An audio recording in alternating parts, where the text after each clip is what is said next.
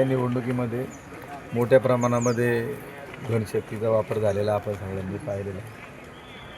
आता जे उमेदवार निवडून आले ते देखील आपण सर्वांनी पाहिले आहेत, परंतु आघाडीचा प्रयोग फसला आम्ही म्हणणार नाही। मतांची टक्केवारी पाहता ज्या ठिकाणी राष्ट्रवादी काँग्रेस शरदचंद्रजी पवार पक्षाचं वर्चस्व होतं त्या आदिवासी भागामध्ये 3ही जागा तुमच्या गेलेल्या आहेत। तुमच्या गटामध्ये 1 जागा राष्ट्रवादी काँग्रेसची निवडून आली।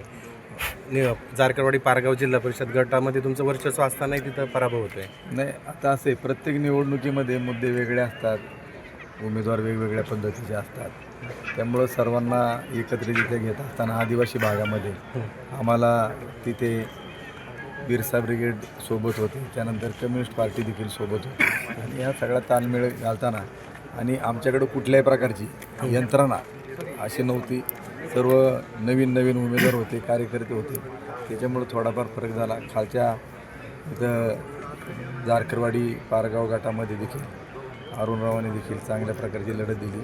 रोहिणी बाळुंजांचा काठावरती त्या ठिकाणी पराभव झाला आणि माझ्यावेळी जसं एक डमी उमेदवार त्याच नावाचा सिमिरल चिन्ह देण्याचा प्रयत्न करतात तसा झाला, त्यामुळे त्यांचा देखील काठावरती 450 मतं। भाजपने पण चांगली मतं घेतली तिथे। हो, घेतली। मग आता पुढची रणनीती काय आहे तुमची आघाडीची?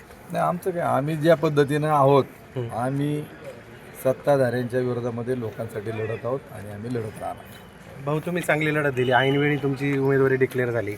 थोडी उमेदवारी आधी डिक्लेअर झाली असती तर प्रचारात आघाडी घेता आली असती का? नाही, लोकांच्या मनामध्ये जे असतं ना बऱ्यापैकी त्या दृष्टीने पाऊल टाकायचा प्रयत्न आम्ही केला। थोडासा पारगाव जारकरवाडी गट म्हटलं की तिथं खूप शेवटी मी ज्यांच्या विरोधात लढत होतो ते मंत्री महोदयांच्या विरोधात लढत होतो। ती एकतर्फी निवडणूक होईल असं होणार नव्हतं, कारण आर्थिक सत्तास्थानं तुम्ही पाहिले 3 दिवस एवढी मोठी पैशाची वाटप होती। सामान्य माणूस या पैशापुढे टिकू शकत नाही, एवढंच मला म्हणायचं। मग आता काय रणनीती पुढची? नाही, आम्ही सातत्याने लोकांच्या बरोबर राहणार, काम करत राहणार, लोकांच्या बाजूने काम करणार, लोकांच्या हिताचं जे असेल त्याच्यामध्ये आम्ही सगळेजण काम करू। आणि आम्हाला याच्यातून एक गोष्ट नक्की झाली आहे, जे लोकांना कदाचित एखाद्या निवडणुकीमध्ये साध्य होत नाही, पण ज्या पद्धतीने आम्ही काम करू ती पद्धत लोक मान्य करतील तिथपर्यंत आम्ही काम करत राहू। आता तुमची आघाडी एकत्रित दिसेल का भविष्यात? 100% आम्ही सगळे लोक एकत्र काम करू, आमचा उद्देश एकच आहे। आणि शेवटी आंबेगाव तालुक्यामध्ये तुम्ही गेल्या अनेक वर्ष जर बघितलं असेल तर जिथं जिथं सीट आमची गेली आहेत काठावर, आता समजा इथला आमचा प्रशांत गेला आहे, त्याची 200-300 मताचा फरक आहे।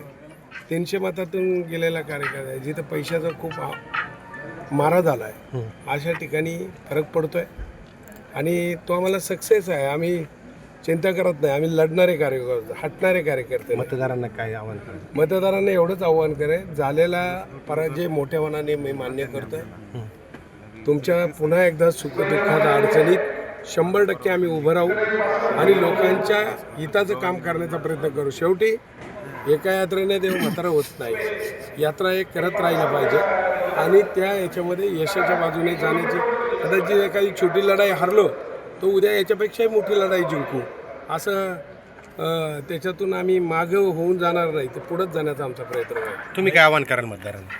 मतदाराला काय, कालही आम्ही मतदारांसोबत होतो, आजही आहोत आणि पुढं देखील राहणार आहोत। त्यामुळं मतदारांनी आमच्यावर जो विश्वास दाखवला तो सार्थ त्या ठिकाणी ठरवून दाखवल्याशिवाय आम्ही राहणार नाही, आम्ही लोकांकरता लढत राहू। एवढंच। मतदारांना खूप खूप मनापासून धन्यवाद।